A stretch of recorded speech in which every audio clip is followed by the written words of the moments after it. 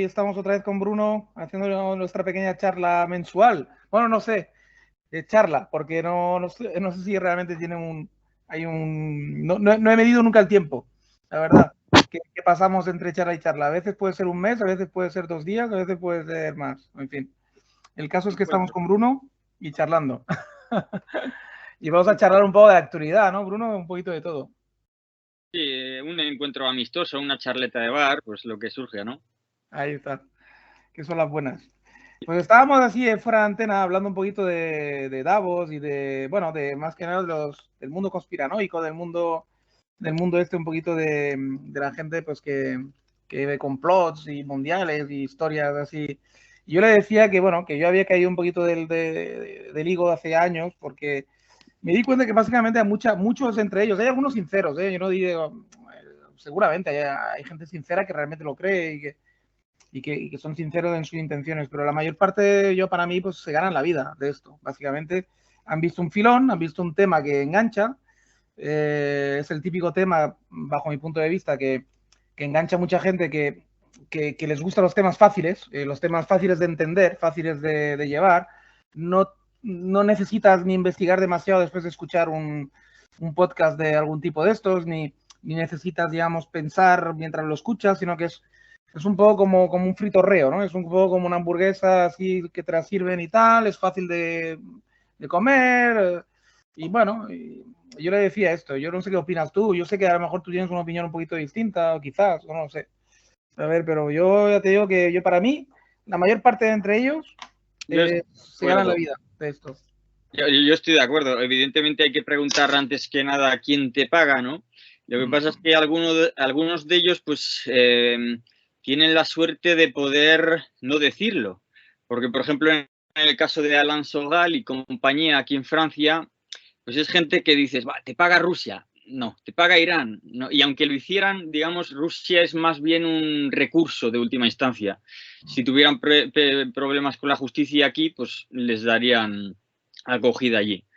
Pero no les pagan. Precisamente el problema con esta gente es que muchas veces desprecian a los que les pagan, con lo cual tienen esa posibilidad de precisamente morder la mano que les da de comer sin que eso revierta en dificultades de su negocio, ¿no? Es decir, Alain Sogal en este caso se rodea de gente más o menos mediocre, no hay comunicación con las bases, es decir, que no es un movimiento social, por lo tanto, en efecto, es un negocio. Entonces, ¿quién le paga? Bueno, pues en realidad le paga una especie de zeitgeist, ¿no? De un espíritu de la época, de un rumor, le paga un rumor, le paga una ideología, digamos, contraideología, que es la ideología de la conspiranoia, de la conspiranoia, de que alguien está conspirando. Pero todas estas conspiraciones en realidad se remiten a un campo disciplinario que es el de la historia. Y claro, ahí está la cuestión, el medio del asunto, porque yo creo que es que la historia es más un comienzo que un final. Es decir, que la historia es una trampa que te obliga siempre precisamente a ver quién conspira antes, porque es que si no conspiras tú, seguro que lo estará haciendo otro, que no, pero que no, o sea, es conspirar para concluir la historia. Se pretende concluir la historia. Es decir, la historia está compuesta de actores políticos. Pues ¿cuándo se concluye? Cuando hay un amo que ha hecho de su esclavo, que le ha retirado el estatuto de actor político al esclavo. Claro, el problema es que los amos luego entre sí se pelean y hacen, ¿no? Es decir, donde los hombres son lobos para ellos mismos, como decía Hobbes, es decir, cuando se convierte en una cuestión meramente animal, ahí se acabó la historia. Pero ese es el objetivo precisamente de un presunto objetivo de la historia, ¿no? El caso es que es una trampa, nunca es fractal siempre y no se puede alcanzar. Por lo tanto, yo creo que la historia en sí, llamémosla universal, te pone en el contexto de que debe haber conspiraciones y que si no las hay, ya las sabrá, porque es que el contexto es tal que ello se presta, por ejemplo, en el asunto de el orden, nuevo orden mundial, globalismo, mundialismo y demás. Claro, la principal objeción es que China queda fuera. O sea, no es que quede fuera, es que está con su idea contraria a la de, llamémoslo, Occidente. Pero claro, quedan fuera, pero al final son hiperdependientes un polo del otro. Es decir, por mucho que se opongan, precisamente cuanto más se alejen y más se opongan, paradójicamente, más se enfrentan. Porque si, por ejemplo, se quieren escapar de Occidente, ¿no? Pues se toparán por Oriente y así, ¿no? Es decir, están en un coto cerrado donde se van a encontrar sí o sí. Y como aquí solo puede haber un hegemón, pues al final, aunque no lo quieran, pues se enfrentan. Y esa es la cuestión, ¿no? Esa es un poco la cuestión de que, claro, y precisamente ese coto cerrado es el que le permite decir a algunos como a Pierre Hillard, aquí en Francia, pues que están ayuntados, que en realidad todos saben lo que quieren y quieren lo mismo, que quieren un nuevo orden, un gobierno mundial donde la población entera esté controlada desde una élite más o menos mezclada, ¿no? Y mestiza. Bueno, claro, claro, lo que pasa es que para eso hay que ir a los eventos, ¿no? A los eventos que no han hecho historia, pero que la harán, que aparecerán en los libros de historia. Uno de ellos, por ejemplo, el foro de Davos. En el 2019 acudieron 3.000 personajes políticos y de empresas importantes y demás. En el 2022, ¿cuántos han acudido? 2.000. Es decir, y China ha enviado su delegación, pero bueno, tímidamente, y los rusos pues ya nada. Es decir, que ya se les cae y ahí es donde se ve la honestidad de los teóricos de la conspiración. Es decir, yo no les estoy, digamos, echando en cara que generen hipótesis de acción política de unos actores, de otros, de coyuntas y demás, sino que luego no retroalimenten con los datos, que no se actualicen, no se actualicen, porque ellos ya tienen su idea hecha y el resto, pues nada, no pasa nada. Sí, correcto. Yo es que lo veo, o sea, por ejemplo, que hay una tendencia, digamos, por ejemplo, un ejemplo muy claro, ¿no? La Agenda 2030, famosa esta, ¿no? La Agenda 2030, cualquier nombre que les pongan, digamos, los politicuchos estos a sus planes a largo plazo, a medio largo plazo y tal, enseguida es cogido por toda esta gente como una señal, ¿no? Una señal inequívoca de que se está cociendo algo, y algo no muy bueno, y algo terrible, y algo que normalmente va en contra de precisamente lo que ellos se supone que defienden, pero que esa es otra, porque luego defender, nunca, si te fijas, a contrapartida de las conspiraciones y de todo, digamos, las teorías que te dan, a mí lo que también me mosquea es que nunca dan una contrateoría positiva, es decir, siempre es todo se va a acabar, se está cociendo algo muy malo, se está cociendo algo terrible, no, nos viene encima, vamos, la negra, No hay alternativa. los cuatro males, tal y cual, pero luego nunca, no hay un momento exacto, no hay un momento en que uno dice, o sea, te dan 4 pautas de lucha, que siempre son cosas muy, muy raras, muy casi imposibles de cumplir, y luego incluso cuando los apretas mucho te dicen, no, pero lo que hay que hacer es ya con tu fuerza mental de seguirme, mi canal, ya estás contribuyendo de alguna forma a la lucha, ¿no? Y tú te quedas como diciendo, pero vamos a ver, pero estoy contribuyendo a qué exactamente, porque ¿qué es esto? La cuestión que es de ponernos todos las manos en las sienes y hacer así muy fuerte, pensar muy fuerte, no quiero, para que no pase o algo así. O sea, que nos hemos vuelto como niños de 5 años. Quiero decir, ¿dónde está la acción? ¿Dónde está la cohesión? ¿Dónde está la manifa? ¿Dónde está la lucha? ¿Cuándo me vais a dar los palos de béisbol? ¿No? O sea, es un poco Sí.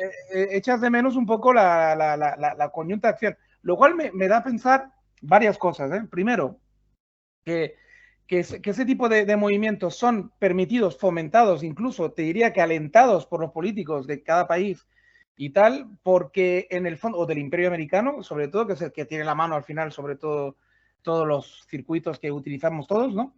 Porque en el fondo, como son tan, ¿cómo te diría yo? Es como poner en un harén de mujeres fértiles, bonitas, de 20 años, pues a dos machos que sabes perfectamente que son infértiles. O sea, que no las van a dejar embarazadas. ¿Sabes lo que quiero decir?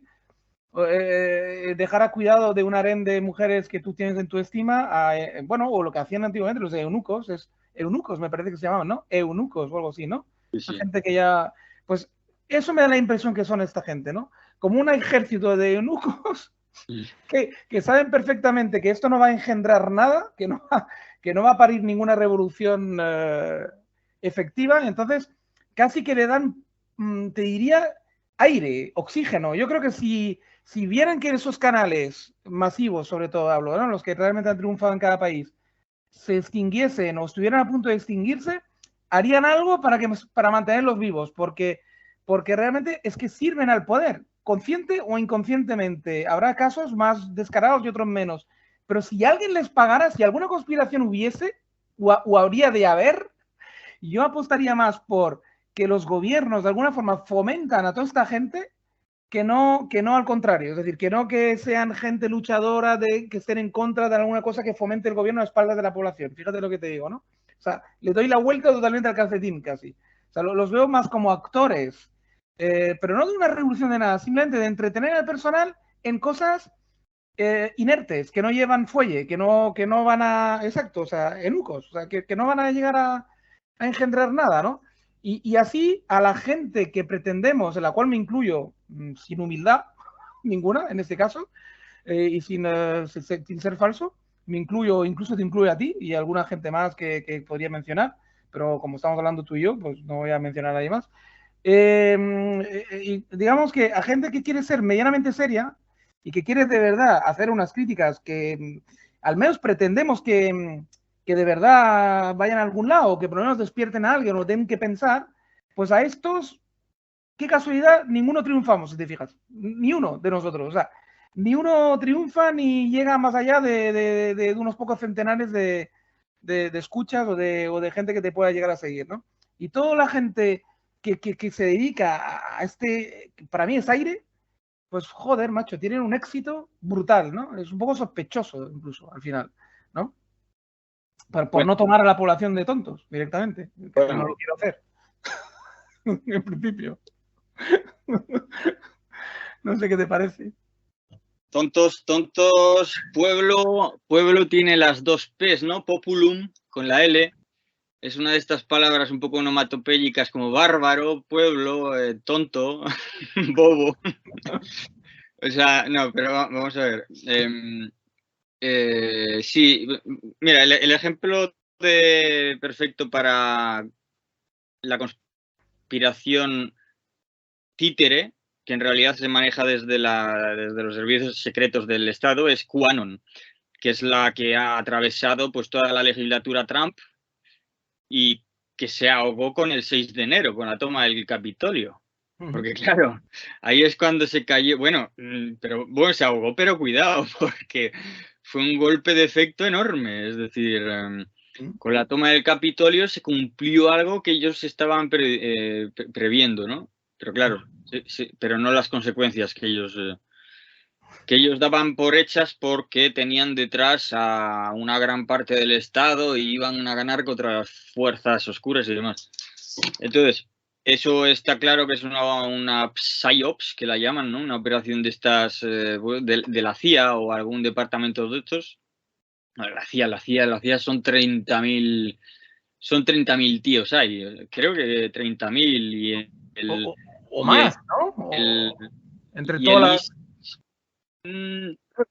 es que escuché las cifras. El I6 en inglés, creo que, bueno, la CIA es para exteriores y la FBI es para interiores. Ah, Entonces se cierto, llama cierto. el FBI.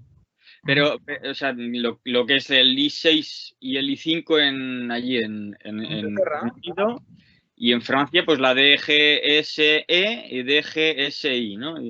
Y pues eso, no está en Reino Unido, pues no sé si es el DG, o sea, el I6, pues no sé si serían 6.000 y en la CIA eran 30.000 o algo así, no lo sé. Igual son más, ¿no? En cualquier caso, eso está claro que está manipulado desde el deep state al cual se pretendían oponer. Eso es evidente. Pero no hace falta, yo creo que no es necesario, porque precisamente estas conspiraciones se valen de un mercado que está siempre ahí funcionando, por lo cual son autosuficientes, en cierto sentido. O sea, son autosuficientes porque hay demanda de ello, ¿no? Por lo tanto, no se puede decir que, bueno. Luego, que nosotros seamos claves para la información ciudadana, igual, pues quizá para el pensamiento crítico se podría decir que no vendríamos mal, seguramente, porque a nivel de porcentajes, yo viendo la estadística de lo que me rodea y de la experiencia que tengo, pues sí, viendo la estadística, pues más o menos, pues sí, más o menos tú y yo puede que seamos necesarios para cierta información crítica. Sí, es posible. Pero ahora que sea tan importante, yo creo que porque aquí surge la cuestión de, en historia, ¿qué es lo que importa? Las ideologías, el pensamiento de cada época, los movimientos artísticos y sociales, o lo duro, la infraestructura, el modo de producción, geopolítica, innovaciones tecnológicas, armamentísticas, recursos naturales. Bueno, entonces, para ti en principio parece que lo que más importa es esto segundo. Si eso fuera así, entonces nuestra labor, si es que existe, o si es que pudiera ser a desear, pues tampoco tendría gran mayor relevancia, porque al final hay unas corrientes históricas que van por debajo y que pues nosotros somos pues como el barro que cristaliza por encima, pero que cuando la corriente pasa, pues se lo lleva sin mayor dificultad, ¿no? Sin mayor resistencia. Con lo cual, bueno, ahora bien, yo pienso que sí que hay que la historia está encauzada por ciertas élites y ahora bien, la cuestión es que haya un puente entre las élites y el pueblo y que las élites también tengan acceso a ese puente, es decir, que no estén separadas, es decir, que no sean endogámicas. Yo creo que actualmente hay una endogamia bastante importante entre las élites y que yo creo que por eso se acerca un declive y un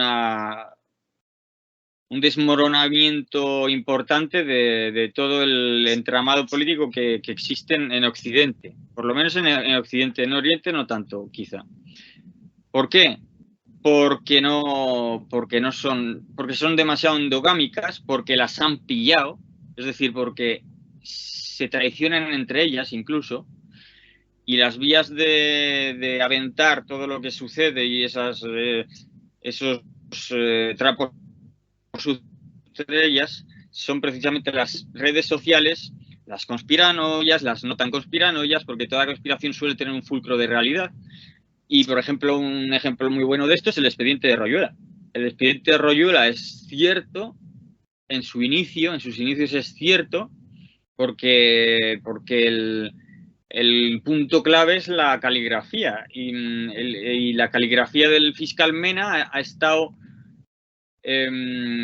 estudiada, ha sido verificada por grafólogos. Bueno, grafología suena muy a pseudociencia, pero es una disciplina que se usa en el ámbito jurídico, vamos, de oficio. Y por lo tanto, tanto en Austria, gente que no entiende lo que se dice, tanto como en Francia como en España, se sabe que esa letra corresponde al fiscal Mena. Con lo cual, todo lo que se haya escrito con esa letra, vamos, o le has pedido un programa de generación caligráfica y demás a la NASA, a la NSA o yo qué sé, no lo, vamos, eso es cierto. Entonces, sí, parece que es cierto. Y por lo menos en las notas que tenemos de los principios, ¿no? Ahora lo que sucede es que hay muchas más notas que se las están pasando unos topos, o sea, que es gente que está ahí arriba, ¿no? Y hay muchas más notas de las cuales, pues la gran mayoría no se le ha hecho un estudio caligráfico. Entonces ahí puede entrar la duda, claro. Pero claro, como hay cierta continuidad, es difícil saber lo que es cierto y lo que no. Pero puede que sea todo cierto. Si fuera todo cierto, cuidado, porque nos da la clave de que en realidad los conspiranoicos, vamos, la media de la conspiranoia, porque para esto se podría hacer algo así, ¿no? Bueno, como los conspiranoicos se contradicen, pues hagamos una media y en lo que no se contradicen, eso es cierto.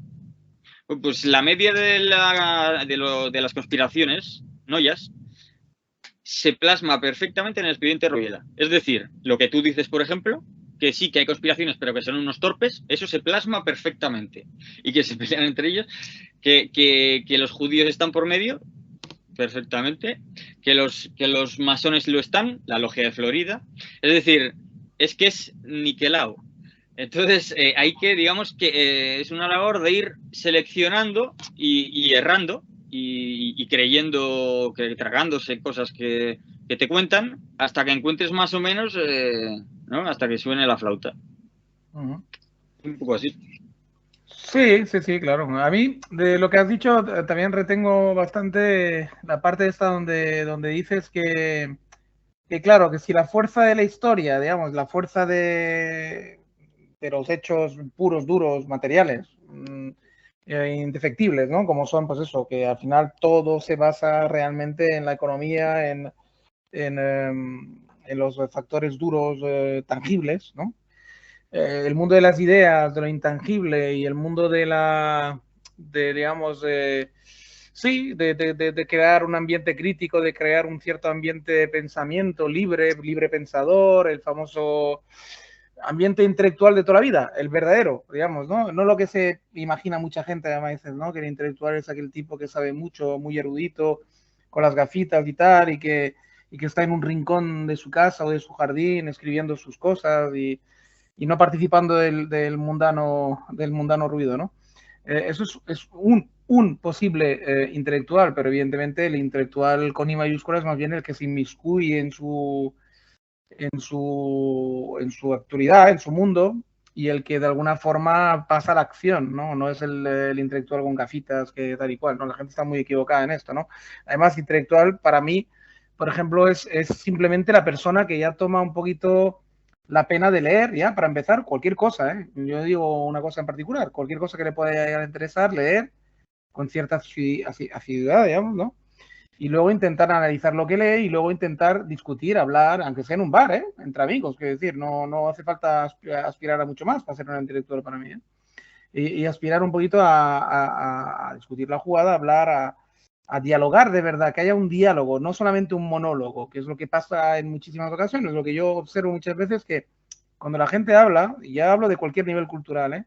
Muchas veces establecen monólogos, es decir, uno viene a contar sus penas, sus historias, sus rollos, suelta su monólogo, el otro suelta el suyo, y luego se van los dos para casa tan contentos, pero ahí no ha habido diálogo, no ha habido una acción intelectualoide, ha habido un compadreo, un ejercicio terapéutico, si quieres, pero no hay una verdadera, digamos, relación intelectual ahí, ¿no?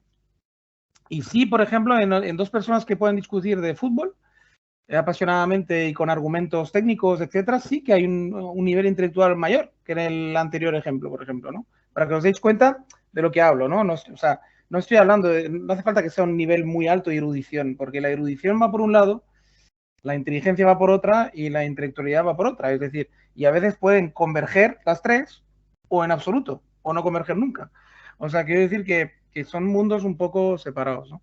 A todo, bueno, cierro paréntesis, que es un paréntesis muy largo, a todo eso que quería decir, que sí que es cierto que a lo mejor pues, no influye mucho el mundo de las ideas en el tema de duro de lo que da de comer, ¿no?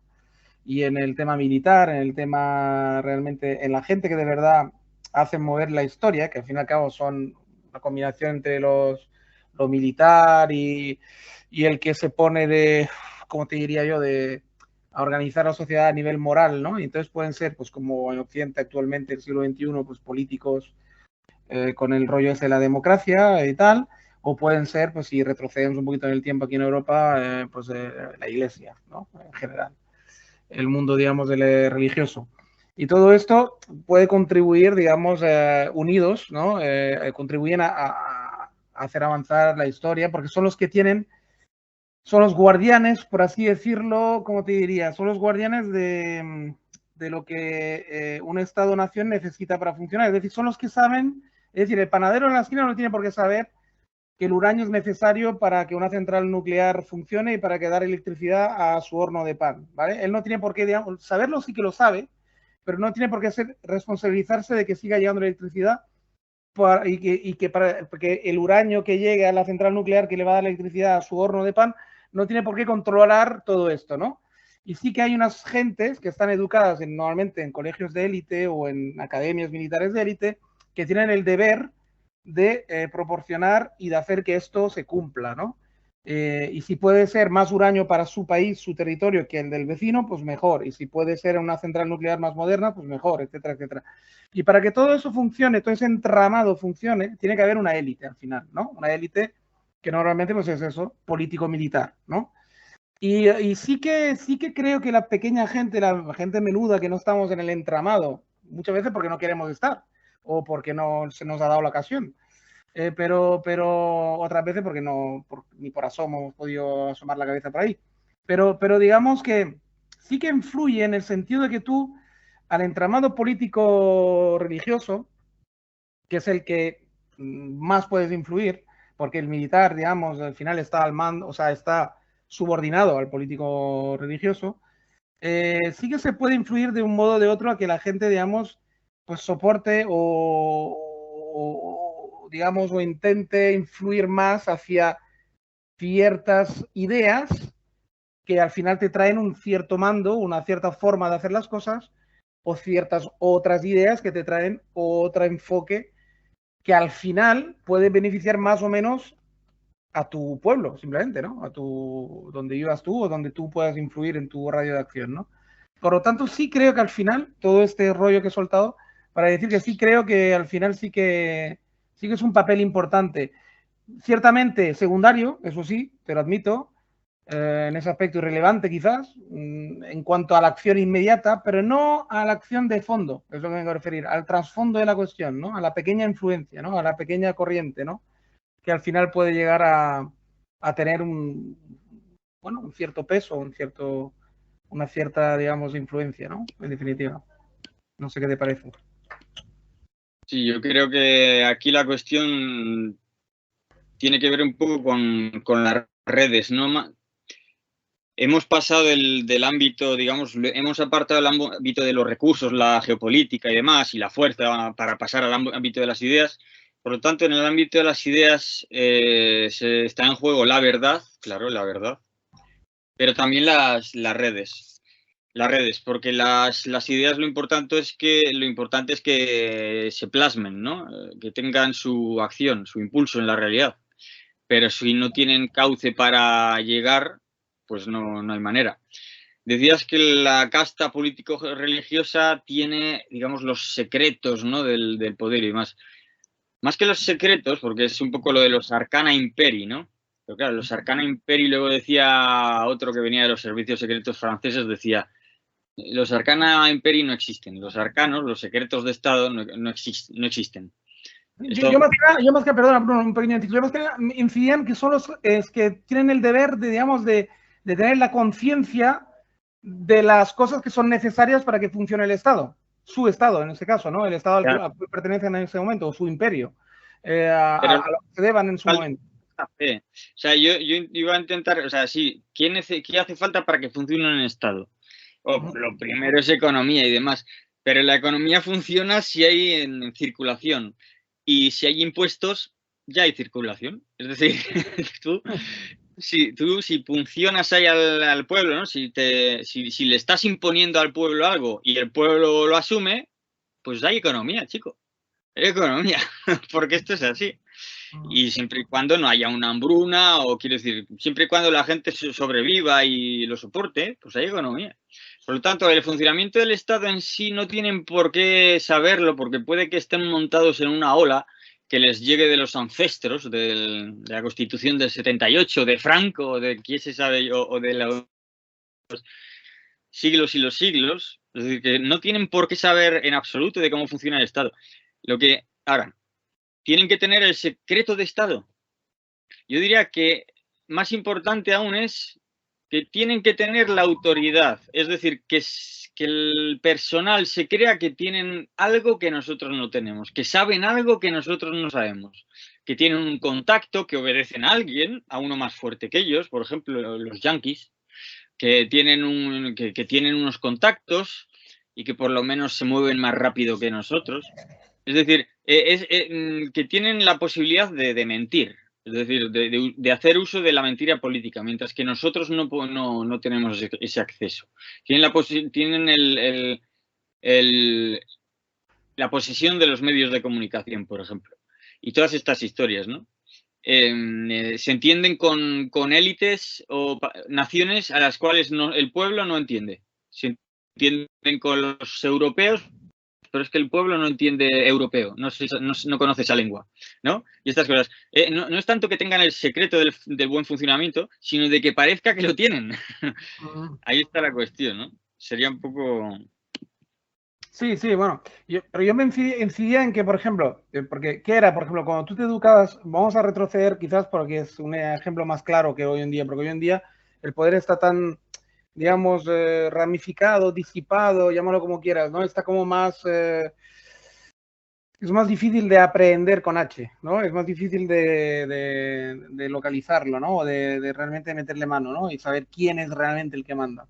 Porque probablemente está como aposta, pues eso, como más repartidito para que, digamos, cada cual tenga un peso, un trozo del poder, ¿no? Pero vamos a remontarnos a, no hace tanto en la historia, a una monarquía absoluta, europea típica, ¿no? No sé, vamos a poner la inglesa, por ejemplo, ¿no? Por poner una, que todavía existe y que de alguna forma tiene alguna influencia todavía en el Estado inglés, ¿no?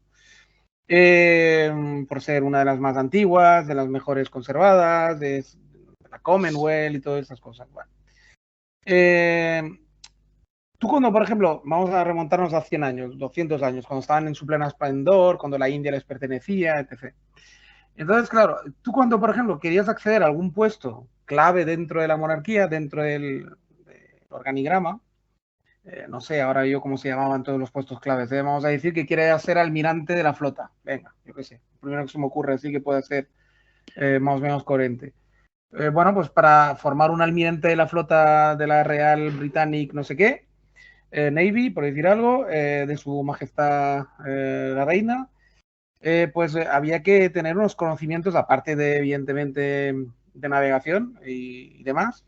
Supongo que había que tener te tenían que transmitir una cierta información también en cuanto a que, por ejemplo, tu misión, para que la llevaras bien a cabo, yo creo que no solamente, venga, te pongo al mando de este barco y me haces la ruta a la India y me escoltas a, yo qué sé, a este barco que lleva carbón o que lleva seda hasta Londres y tal y cual. Bueno, pues tendrás que saber algo más, ¿no? O sea, es decir, algo más del funcionamiento del poder, ¿no? Intrínseco. Es decir, vale, esta seda de dónde sale, la escolto, vale, sí, pero con qué, o sea, es decir, un poquito más que un soldado raso o que un marinero normal, tienes que tener la conciencia de a quién sirves, de para qué lo sirves y de la importancia, por lo tanto, de la misión. Es decir, para que tú te tomes en serio tu trabajo, en definitiva, sea cual sea el que hagas,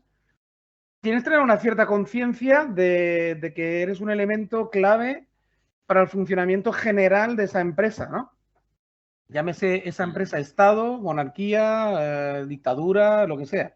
Si tú eres un mando intermedio alto o eres una persona que tiene realmente una función, aunque sea ejecutiva, de alguna forma o de otra, tienes que tener esa pequeña conciencia de a qué perteneces, ¿no? De cuál es la importancia de tu trabajo, ¿no? Y por qué es clave, ¿no? Y en qué es clave y por qué es clave esa seda y por qué es clave escoltarla y quién son mis enemigos, por qué la tengo que escoltar, qué puede pasar si no la escolto, ¿sabes lo que quiero decir? Esa pequeña conciencia un poquito que vas un poco más allá se requiere, yo creo, a mandos intermedios. Y quién custodia esa conciencia, pues es alguien que está por encima tuyo. O sea, yo creo que sí que hay unas escalas hay escalas de mando y hay escalas de...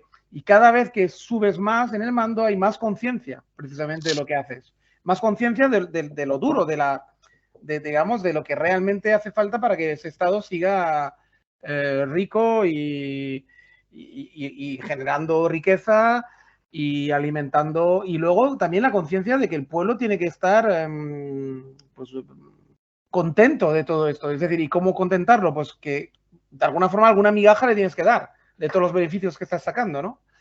Y todo esto, todo ese entramado, yo creo que no puede funcionar de una forma totalmente automática y totalmente, digamos, inconsciente y totalmente así animalesca y sin que nadie se dé cuenta de por qué hace las cosas. Yo creo que un mínimo de orden ahí, de jerarquía, tiene que haber, por narices. Si no, yo creo que las cosas duran poco. Si no hay una élite que realmente sabe para qué está ahí, qué es lo que tiene que hacer y dónde tiene que buscar y a quién le tiene que disputar el poder, quiénes son los enemigos. Ya sé que los enemigos en un estado son cambiantes, ojo, ¿eh?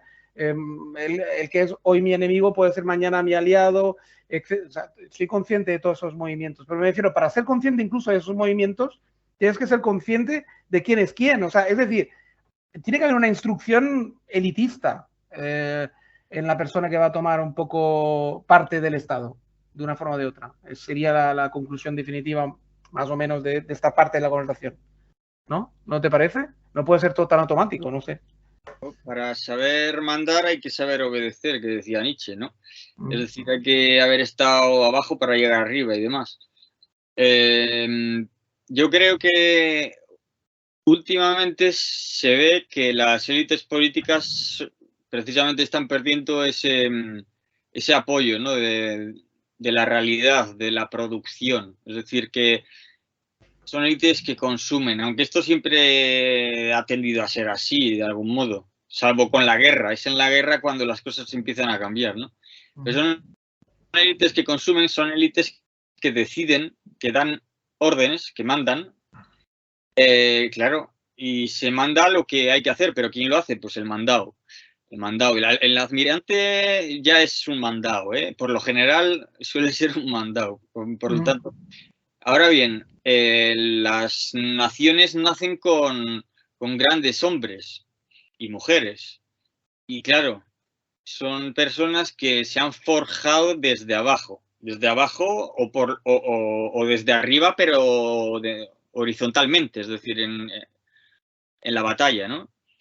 Por lo cual, bueno, yo lo que veo es que últimamente hay como un despegue de esto de las ideas, del mundo de las ideas, del mundo de las decisiones políticas que se hacen sin agarre en la realidad. Pues lo estamos viendo con el tema de las ideologías LGTBI, todo tipo, la Constitución de Chile, etcétera, ¿no? Estas cosas. Y se está despegando. Obviamente, esto no se suele dar en todos lados a la vez. Y si se da en un lado es porque en otro, pues no sucede así. En China, por ejemplo, dudo mucho que sea así. O sea, yo no sé, pero Xi Jinping, ¿qué idea tendrá? Y otra cuestión. Vamos a ver, no se trata de, claro, tú has dicho de saber cómo funciona, ¿no? No solo el Estado, sino el mundo. Pero bueno, ya saberlo, ya, o sea, sigue sin darnos acceso a la acción misma, porque saber y hacer son dos cosas diferentes. Por lo tanto, por mucho que lo sepan y se lo hayan enseñado en la ENA, como se dice en Francia, hay una escuela que se llama la ENA, de donde salen los enarcas, donde les forman Y por ahí han pasado todo Dios, Hollande, Macron, y todos han pasado por ahí. La Escuela Superior de no sé qué, ¿no? Escuela Nacional de Administración o no sé qué. Bueno, que ahora Macron la ha disuelto y, ¿no? Aquí en España, por cierto, no tenemos nada parecido, ¿no? Que yo sepa. No. Allí tienen el Saint-Cyr con C-Y-R, que es para las élites militares, y el ENA. Pues el ENA se lo han cargado, y es decir, que todavía tenía cierta buena idea, cuidado, porque en efecto la gente salía preparada para conocer la administración. No sé en qué medida conocer la base productiva de la nación, pero sí la administración. Y ahora, pues parece que quieren llevarlo por otras vías.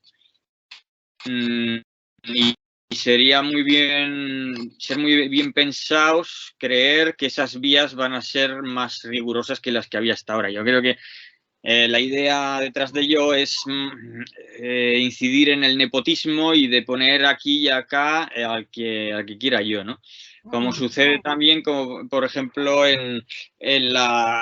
para la diplomacia francesa. Han acabado con el curso de, bueno, como la reválida, ¿no? ¿Cómo se dice? Bueno, pues el examen para entrar al cuerpo diplomático, con lo cual ahora se hará pues más bien a dedo. Bueno, tiene sus ventajas, sus desventajas, pero la cuestión es que la intención así de primeras no parece la más honesta, ¿no? Pero bueno, quiero decir que está bien que las élites estén formadas sobre el saber, pero que eso nos sigue sin dar la clave de esa bisagra entre el saber hacer, vaya. Es decir, yo creo que los cuerpos políticos siempre hay tendencia endogámica si no se da la guerra. Si no se da la guerra, llevamos unos cuantos años de paz y estamos tendiendo a eso, ¿no? A esa endogamia de lamerse sus heridas de orgullo, generándose ideas sin ningún agarre con la realidad, vaya. Por lo tanto, vendría a ser un poco así. Luego, lo que decías de los librepensadores y demás, pues así, a mí me gusta más lo de librepensador que lo de intelectual, porque intelectual es quien hace uso de su intelecto, pero en esto hay tantos vicios como virtudes, por lo tanto quiero decir, ¿qué más intelectual que el neurótico obsesivo, compulsivo? Es decir, es un intelectual de libro, de manual, y sin embargo, pues no hay nada que envidiarle, ni nada que ameritarle, ¿no? Entonces, el librepensador tiene, digamos, esa ambigüedad según la cual no solo es que sea un pensador, sino que es libre de sus pensamientos incluso, ¿no? Es decir, que puede incluso, no tiene barreras y puede incluso pensar contra sí mismo. Yo creo que el librepensador es aquel que precisamente se utiliza como sparring de algún modo. Es decir, que aunque no se den las condiciones externas para que él vaya avanzando en el pensamiento, se apoya en sí mismo. Si no tiene dónde apoyarse, se apoya en sí mismo. Quizá la imagen cómica sea la del barón de Munchausen, ¿no? Que se elevaba del río donde se estaba ahogando, tirando con su mano de su coleta. Claro, ¿cómo va a hacerlo, no? Y si ya está ahogado, es como si de las arenas movedizas dices, necesito una cuerda, pues tira de tu mano. No te va a valer, ¿no? Pero yo creo que en sociedad, hasta cierto punto, te suele valer porque uno nunca está bien hecho y siempre hay partes de uno que no le corresponden, que no le pertenecen, y con lo cual uno cuando piensa contra sí mismo está pensando contra otros, porque uno está hecho de ideas tomadas prestadas, en realidad, en gran medida. Sí, sí, sí, no, está claro, está claro. A ver, todos somos, estamos aquí de prestados de alguna forma. Es decir, que a nivel intelectual y a todos los niveles, ¿no? Al final, nadie viene a este mundo enseñado y nadie viene a este mundo, digamos, sabiendo nada, básicamente, ¿no? y todos son aprendizajes de otros, o sea, de otros que han pasado antes que tú, hablando claro. Y por lo tanto, al final somos todos retazos y somos una especie de engendro, un Frankenstein de los que te han precedido y de los que conviven contigo, que son más mayores que tú, ¿no? Y que te enseñan, etcétera, ¿no? Sí, no, está muy interesante lo que has dicho. A mí lo que más me ha gustado es la parte en la que haces el matiz de lo que es un intelectual y que te inclinas más por el tema libre pensador. Sí. Sí, está bien porque es verdad que el libre pensador tiene la virtud de poder incluso abstraerse de su propio pensamiento, es decir, pasar de pensar incluso, ¿no? Si me apuras. Sí, sí. Es decir, en un Libre momento de todo determinado. pensamiento, libre de Exacto. todo pensamiento. Ya. Exacto, no está escrito ni está, digamos, al final atado por ningún tipo ni de apriorismos, ni normalmente no se suele meter tampoco en ninguna organización política o de cualquier otra índole, ¿no? De hecho, de ahí la palabra libre, ¿no? O sea, si no, no tendría sentido la palabra libre. Si ya estás, digamos, encuadrado en cualquier cosa que se precie, aunque sea una asociación de filósofos X, ya no eres exactamente libre. Yo ahí estoy contigo. Es decir, si quieres conservar el epíteto libre, tiene que ser de verdad, no puede ser de mentirijilla. O sea, tiene que ser realmente que te bastas a ti mismo, como tú bien has dicho. O sea, te bastas y te sobras tú mismo contigo mismo para elaborar cualquier teoría o ir a la contra de cualquier teoría o ir a favor de cualquier otra. No como sople el vento, porque claro, eso está muy divertido y a ver qué te parece a ti, porque es una cosa que a mí me da que pensar todavía. Yo tuve un debate muy tonto, aparentemente muy tonto, pero ahí surgen a veces las mejores ideas y las mejores combates filosóficos, ¿no? En las aparentemente cosas cotidianas tontas. Estaba debatiendo yo con una amiga que tiene un hijo así de veintitantos años, al cual entrevisté, por cierto, en mi canal, y me decía, es universitario y tal, y me decía, no, porque este es un veleta, me decía, es un veleta, porque hoy piensa una cosa y mañana piensa otra. Y eso no puede ser. O sea, si tú llegas a la conclusión de que eres socialista, tienes que ser socialista toda la vida. Porque has llegado a la conclusión porque lo has pensado bien, se supone, ¿no? Y tal y cual. Y le decía, hombre, no. Porque, mujer, tú a lo mejor eres socialista porque tu padre era socialista. O porque simplemente has vivido en un entorno socialista y no te has preguntado nunca por qué eres socialista. Y entonces, pues no es que tú hayas llegado a una conclusión, sino que te has dejado llevar por un arrastre, ¿no? Y tu hijo no es un veleta, probablemente es una persona que se está buscando porque es joven y que al revés, quizás es un libre pensador, porque lo que hace es un poco probar de todas las mieles y ya él ya se construirá su propia edificio intelectual, ¿no?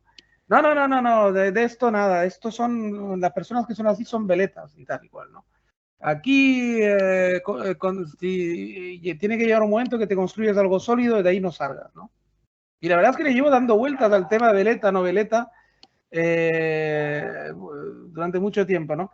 Porque a mí me gusta siempre darle una oportunidad a cualquier pensamiento, ¿no? Y le quiero dar una oportunidad a ese pensamiento, ¿no? Sí que es verdad que hace tiempo que que yo más o menos lo he rebatido, digamos, o lo he... no, o sea, que yo sigo pensando que no, que una persona que cambia de ideas o que cambia al revés, normalmente suele ser porque es libre, porque claro, el veleta, que es lo que me falta por explicarle en otra conversación a esta mujer cuando la vea algún día, es que el veleta se caracteriza por ser un idiota, es decir, por ser un estúpido más bien, más que un idiota, es decir, una persona que realmente cambia de opinión como gira el viento por cobardía, por muchas historias, ¿no? Eso es un veleta de verdad, ¿no? La persona que hoy piensa una cosa y mañana puede pensar otra, siempre y cuando lo argumente y haya unas bases o diga por qué lo está haciendo y qué está buscando, o aunque no, o que simplemente está probando todo para luego si da este argumento, ya no es un veleta, ¿vale? Pero fue divertido porque me hizo hasta dudar en un momento determinado, ¿no? Me hizo hasta dudar y tal, pero todo esto te lo cuento por decirte que sí, que el libre pensador es realmente la definición adecuada, en definitiva, en cuanto a todo ese constructo, ¿no? Pero nos hemos perdido mucho, ¿no? Porque ¿por dónde íbamos realmente, al final? ¿Cuándo nos Pues, conducido? O da igual, no nos conduzca. desde la conspiración hasta las veletas, pasando por las élites y hasta qué punto las élites deben saber cómo funciona la producción, ¿no? Del Sí, sí, sí, sí. Producto Interior Bruto al final. Sí, sí, bueno, que tú tienes razón ahí. Pero sí, yo creo. Dime, dime. No, sí, lo de los veletas. Vamos a ver, los veletas, lo que pasa es que digamos que hay dos boletas, como dicen los franceses, volet, dos apartados, que es el apartado ético y el apartado estético, quizá, ¿no? Es decir, el apartado estético de que a mí me gusta esto, porque el veleta, ¿quién es? ¿Al que le gusta hoy una cosa y mañana otra? O el que, porque es eso, ¿no? O sea, cuando tú eres del PSOE es porque te gusta. Suele ser algo así, es porque te gusta. Porque me gusta. No es porque te haya convencido sus argumentos, sino porque te suenan mejor. Es decir, casi del ámbito estético. Y otra cuestión es el ámbito ético, ¿no? Y claro, y aquí estábamos hablando más del intelecto, ¿no? Entonces, como que al intelectual en realidad no se le pueden aplicar esas categorías, porque el intelectual o el pensador no anda. Kierkegaard, el filósofo francés, hablaba de 3 niveles: nivel estético, el nivel ético y el nivel religioso. Pues el pensador estaría más bien en el nivel religioso, es decir, que no está, pues un poco como el nivel de las ideas de Platón, vaya. No está en las imágenes. Por lo tanto, claro, ¿por qué tiene mala prensa el veleta? Porque no por el apartado estético, sino por el apartado ético, es decir, por el tema de la traición. Sí, claro, el tema de la traición. Eso, bueno, para decirlo rápidamente. Y nada, luego simplemente lo de las élites políticas y demás, pues sí, es un tema interesante de cómo, es decir, cómo los grandes oligarcas y los grandes, es decir, las fuerzas vivas de la nación, es de ahí de donde surgen ese gozne entre las élites políticas que se dedican solo a delirar o a decidir y demás, y el pueblo los brazos que trabajan y los brazos que producen y los vientres que se reproducen, ¿no? Entonces, ahí hay que mirar pues a Mancio Ortega, ¿no? Es un poco donde hay que mirar a Botín, porque Botín es el que cuenta los billetes, aunque ahora no, ahora está a las órdenes de Soros y compañía, ¿no? Pero sí. Sí. Y ir por gremios, hay que diseccionar la nación y ver qué gremio se impone a cuál otro, a qué gremio se hablaba de que el PSOE es el Banco Santander y que el PP es el BBVA, ¿no? Es decir, ¿dónde están las facciones? ¿Dónde están los sectores que ponen ahí a sus peones, por ejemplo, ¿no? Sí, bueno, eso es un apartado. Yo cuando digo esto es que, por ejemplo, vamos a ver, ejemplos concretos que a veces, incluso para el oyente y tal, le va a venir mejor quizás. Ejemplos concretos, a ver, ¿cómo sabe la élite rusa que necesita hacer guerra o declarar la guerra a Ucrania, ¿no? Una operación, una intervención militar. Exacto. O sea, ¿cómo se puede llegar a esa conclusión, no? O sea, es decir, porque claro, saltando la propaganda que nos han metido en los medios de comunicación normal y corriente, decíamos que son totalmente absurdos y delirantes en la mayor parte de las veces. Es decir, nadie se levanta por la mañana y dice, coño, declaro la guerra a mi vecino porque me da la gana, voy a hacer una operación especial. ¿Por qué? Porque sí, porque mira, me he tropezado cuando me he levantado de la cama, me he cabreado y ya y le he decidido. Y ya está. O sea, quiero decir, evidentemente todas esas cosas se hacen por algo y detrás de este algo hay muchas cosas. Y entonces la élite del país sabe perfectamente por qué está guerreando contra Ucrania, ¿no? Contra la élite de Ucrania, en este caso, ¿no? Y lo sabe perfectamente y hay detrás múltiples razones de mucho peso que pesan muchísimo y que se sabe. Y esto para ser consciente de esto, tienes que tener conocimientos fácticos, factuales, de las cosas ciertas. Es decir, para tú entrar en algo tan chungo, no puedes entrar de forma totalmente... Es decir, las diferentes facciones del país, las fuerzas vivas que las has llamado tú, que me parece un palabra así bastante acertado, por no decir completamente acertado, porque sí que es verdad que un país al final se compone de la élite de un país, de diferentes personas que sirven a diferentes facciones, etcétera, ¿no? Porque evidentemente eso no lo podemos contemplar como un bloque monolítico. ¡Pam! Ya está. Yo soy Rusia. O sea, no, Putin es la figura última que representa a Rusia, pero evidentemente hay muchos Putines alrededor de Putin, ¿no? Entonces, claro, pero claro, todas esas fuerzas diferentes que ahí operan y tal, al final se toma una decisión final, ¿verdad? Es decir, ataquemos Rusia. La decisión final la representa Putin, pero no seamos inocentes o no seamos bobos. Putin no ha decidido solo hacer la guerra. Es imposible. Eso es totalmente absurdo.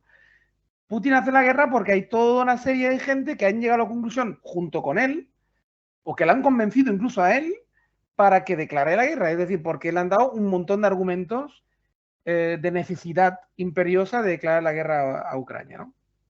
Entonces, claro, yo a esto me refiero. Sí. ¿Cómo se llega a tomar esa decisión? Pues porque hay unas fuerzas vivas que saben perfectamente lo que necesita. Yo creo que hay una cosa que es interesante, que es rodearse. A ver, ha habido un problema con la conexión, espero que se escuche bien. A ver si me lo confirmas. Sí, te escucho, te escucho. ¿Se escucha bien o no? Perfectamente bien. Bueno, voy a intentar hablar y si no lo vuelvas a poner después. Ido la conexión, que por cierto no sé en qué medida se podrá escuchar sin rascarse las orejas este audio, porque la verdad es que parece que se entrecorta un poco mi voz. Pero sí, es decir, yo digo, ¿cómo se puede entender que los mandamases tengan acceso a lo que sucede y de qué modos deciden, ¿no? ¿Por qué deciden lo que deciden? ¿Por qué Putin decide que a la guerra? Claro, se tiene que fiar. Claro, sí, ahí está la cuestión. Se tiene que fiar. ¿De quién se fía? Tiene que estar bien rodeado. Es un poco lo de los válidos, ¿no? En el Imperio Español del siglo XVI, XVII y demás. Los válidos. Tiene que tener un buen válido, unos buenos ministros. Y esto es un poco lo que decía Los Santos con respecto a la diferencia entre Aznar y Rajoy, ¿no? Aznar se rodeaba de los mejores ministros que podía. Rajoy, pues eran unos mediocres, Montoro y compañía, o sea, fíjate. El rato era muy bueno, pero para esto también era bueno, ¿eh? Ya. Pero quiero decir, hasta cierto punto sabía lo que hacía. Mientras que Montoro decía ser de derechas, pero parecía más... Bueno, claro, si es que lo de derechas y lo de izquierdas se discierne al nivel de los impuestos, pero al final imponía más a la población que lo hacían los del gobierno de Zapatero, ¿no? Que Moratinos y compañía. Al fin y al cabo es de quién te rodeas. El buen político, bueno, también depende de qué hayas estado haciendo antes, porque Putin venía de los servicios secretos y, claro, y lo que nos encontramos hoy en día es que los políticos muchas veces no han trabajado en su puta vida, vamos. O sea, Abascal, ¿dónde ha trabajado? Si ha estado siempre ahí, o sea, vale, jugándose la vida, cuidado, eso le da cierto pedigrí. Cierto mérito, sí. Sí. Pero es que la mayoría han estado de reunión en reunión, o sea, de decisiones en decisiones, de toma de decisiones de círculo cerrado en círculo cerrado. Por lo tanto, por mucho que conozcan a gente, la conocen siempre desde una misma posición. Y es un poco lo de las puertas giratorias, ¿no? Ay, es que las puertas giratorias, bueno, pues ni tan mal. Quiero decir, puertas giratorias para entrar y para salir.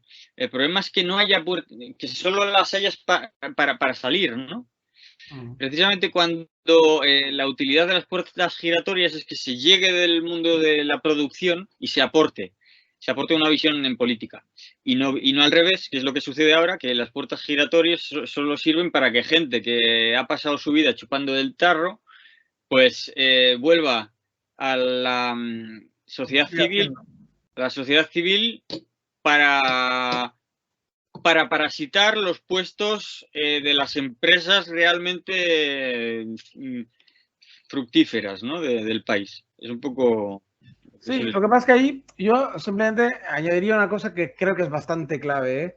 No es lo mismo, está bien que hayas puesto como ejemplo en la política española, ¿no? Pero da un poco de risa porque, claro, yo cuando me refiero a que hay élites instruidas y que realmente tienen una cierta conciencia de su papel y del papel de su país en el mundo, etcétera, hablo de países serios, o sea, hablo de países que realmente pintan algo, evidentemente, ¿no? Desgraciadamente España... Sí, como Qatar, ya sé.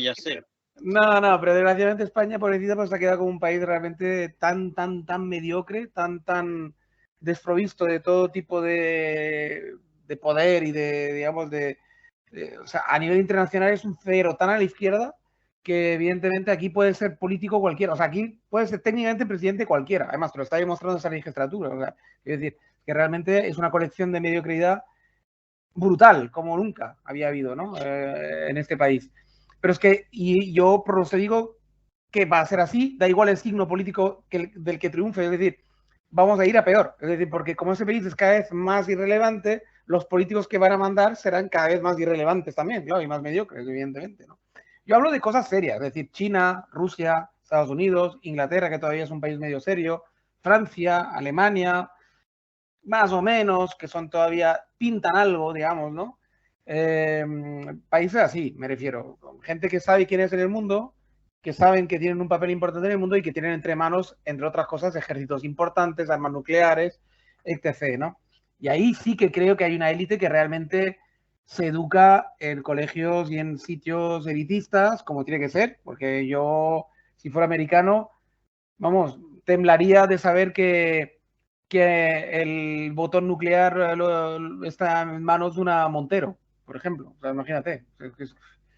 O de un Pablo Iglesias de turno. O sea, no lo quiero ni pensar. Es decir, entonces, claro, evidentemente yo me imagino que en esos países que son serios, que de verdad pintan algo, debe haber una cierta... Y yo no hablo de las primeras espadas que se ven en la tele, ¿eh? Ahí yo creo que a presidente de Estados Unidos puede llegar casi cualquiera, a presidente.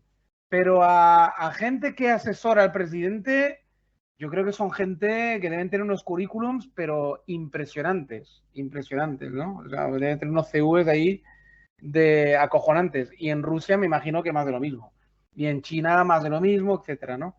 Pero claro, luego si me pones como ejemplo un país irrelevante en todos los sentidos del término, pues claro, evidentemente, pues ahí te encuentras una colección que da risa, ¿no? Eso ya es humor, ¿no?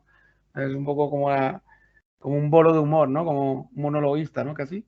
Es un monologuista. El Pedro Sánchez lo veo como un tío, pues eso, personaje de humor. Que igual está en política, que podría estar en un show de televisivo de, yo qué sé, un Sálvame Deluxe o ahí haciendo el indio en una isla. ¿Sabes lo que decir? De supervivencia. Es decir, que no, o sea, yo me refiero, claro, a cosas serias, sí. Prefería, la verdad, tendría que haber hecho ese matiz quizás antes, ¿no? No, sí, porque estábamos hablando de Rusia, entonces sí que ya estaba. Sí. Pero sí, no, yo por terminar mis intervenciones, pues decir que, por ejemplo, un ejemplo de George W. Bush, ¿no? Era un tontalán, pero claro, está en Carlisle, creo. Estaba en empresas importantes, venía de, no sé si de Georgetown. Mucha gente viene de estas universidades, muchos de universidades jesuitas y, vamos, de gente que realmente, donde se ha fraguado gran parte de las patentes, es decir, que esa gente sabe y conoce el mundillo y tiene las buenas relaciones ya antes de entrar y no son tontos menos ese, ¿no? George Bush, que era bastante idiota. Sí, porque es el presidente. El presidente puede llegar cualquiera, más o menos. No es la figura importante, realmente. Sí, arriba del todo hay un mono, o sea. Exacto. Pero sí, no es cierto. Por ejemplo, la camarilla de Putin, el JL Calero, que es uno, o no sé qué Calero, que tiene un canal de YouTube, sacó un vídeo con un poco desglosando de qué estaba compuesta la camarilla de Putin y eran todos pues gente retrógrada y conspiranoica y demás y parecía que no valían un duro, ¿no? Yo creo que ahí estaría exagerando, sí, yo creo que sí que yo creo que hay que ver de dónde han llegado. Simplemente hay que ver de cómo han llegado ahí y no simplemente las opiniones que viertan a las redes sociales, ¿sabes? Pero...